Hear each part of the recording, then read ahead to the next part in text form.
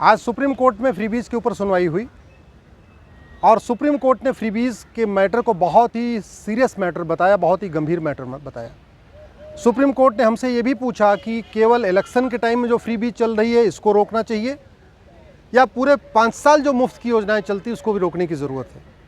हमारा ये कहना है कि सबसे पहले जो इलेक्शन के टाइम में जो फ्रीबीज प्रॉमिस किया जाता है उसको रोक दिया जाए, तो जो 5 साल की योजना है वो भी रुक जाएंगी। क्योंकि होता क्या है कि चुनाव के पहले जो पॉलिटिकल पार्टियां वादा करती हैं सत्ता में आने के बाद वही 5 साल तक पूरा करती रहती हैं। अगर पॉलिटिकल पार्टी चुनाव के टाइम में ये वादा कर देती है हम लैपटॉप देंगे या टैब देंगे या वॉशिंग मशीन देंगे या फ्रिज कलर टीवी देंगे या मिक्सर जूसर ग्राइंडर देंगे या टैब देंगे, स्मार्टफोन देंगे, तो स्वाभाविक सी बात है अगर उसको सत्ता मिलेगी तो उसके बाद वो उसको फुलफ़िल करेगी। और अगर उसको फुलफ़िल करेगी तो जो राज्य का बजट है और ज़्यादा ख़राब हो जाएगा, कर्जा और बढ़ जाएगा। तो इसलिए सबसे पहले उसको रोकने की ज़रूरत है।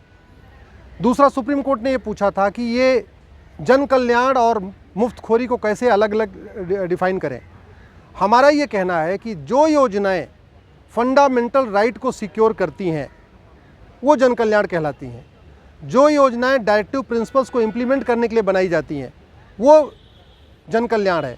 इसके अलावा बाकी की सारी योजनाएं जो मुफ्त में दी जा रही हैं वो मुफ्तखोरी है, वो फ्रीबीज़ है। उदाहरण के लिए संविधान कहता है इस देश के लोगों को स्पीडी जस्टिस मिलना चाहिए, शीघ्र न्याय मिलना चाहिए। तो कहने का मतलब अगर सरकार कोर्ट की संख्या बढ़ा रही है, अदालतों की संख्या बढ़ा रही है, जज अपॉइंट कर रही है, लोगों को मुफ्त में न्याय दे रही है, तो ये जन कल्याण है। सरकार पुलिस की संख्या बढ़ा रही है, पुलिस स्टेशन बढ़ा रही है, अपराध कम कर रही है, ये जन कल्याण है। सरकार अच्छी क्वालिटी की सड़क बना रही है जिससे लोगों को रोड एक्सीडेंट ना हो, तो ये जन कल्याण है। सरकार 24 घंटे बिजली दे रही है, ये जन कल्याण है। सरकार शुद्ध पानी दे रही है, शुद्ध हवा दे रही है, जन कल्याण है। सरकार ऐसा स्कूल बना रही है जहां गरीब अमीर के बच्चे एक साथ पढ़ते हैं, मंत्री और संतरी के बच्चे एक साथ पढ़ते हैं, ये जन कल्याण है। सरकार ऐसा हॉस्पिटल बना रही है जहां गरीब अमीर के का परिवार एक साथ इलाज कराता है, गरीब अमीर का परिवार एक साथ में आके, मंत्री और संतरी का परिवार एक साथ आके इलाज कराता है, वो जन कल्याण है।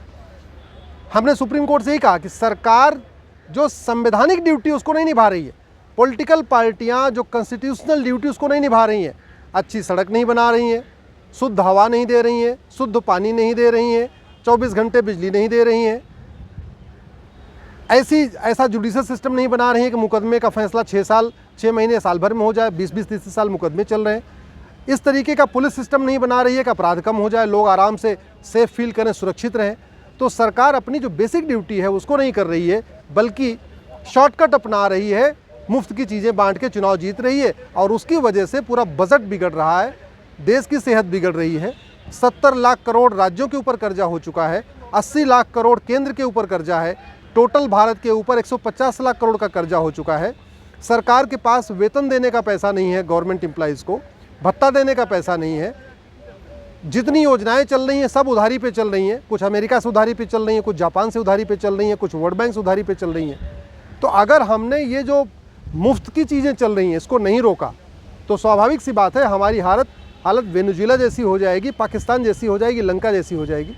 सुप्रीम कोर्ट ने इसको बहुत गंभीरता के साथ सुना और इस पर सुनवाई जारी रहेगी। सुप्रीम कोर्ट ने कहा है कि हम कल इस पर फिर सुनवाई करेंगे और फिर हम इस पर एक ऑर्डर पास करेंगे। हमारा ये कहना है कि पार्लियामेंट भी इस पर कानून बनाए, इलेक्शन कमीशन इस पर गाइडलाइन बनाए और सुप्रीम कोर्ट अपनी पावर को यूज़ करके इस पर डायरेक्शन पास करे, इस पर गाइडलाइन बनाए। ये मुफ्त की जो चीज़ें हैं, जो मुफ्त रेवड़ी है, इसको रोकना बहुत ज़रूरी है, नहीं तो आने वाले टाइम में हमारा देश की जो इकोनॉमी है कोलैप्स कर जाएगी, हमारी हालत लंका और पाकिस्तान जैसी हो जाएगी।